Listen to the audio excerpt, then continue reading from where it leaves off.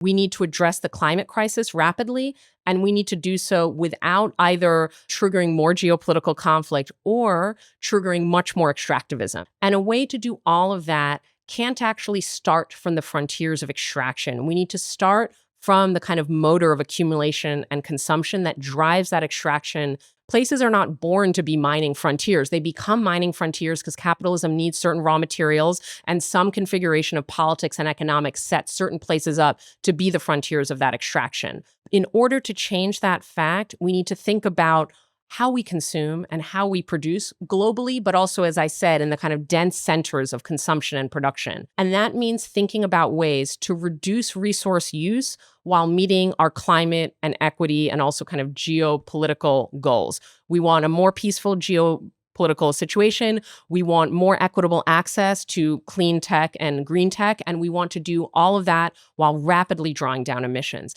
The same approaches that would create more public asset to clean technologies, which I think everyone deserves, mobility, energy, clean and green constructed housing, create more access for those, reduce geopolitical tensions by kind of lowering the stakes of these resources and their kind of leverage and choke point role in the economy, and get to our climate goals faster. And in order to do that, according to every climate model, we do need to change how we consume and produce. We need to get out of our cars and into the tube or into buses. We need to get out of single family suburban homes and into kind of dense green social housing, right? So we need to do all these things that we know about politically on the left. The more that we can consume collectively and equitably, the less our resource footprint for the energy transition. And I don't just say that as like a point of like political vision or rabble rousing, though I think, you can run a campaign that way and we should, but it's empirically true. All of the models, including ones that I participated in creating, show that the most resource intensive way to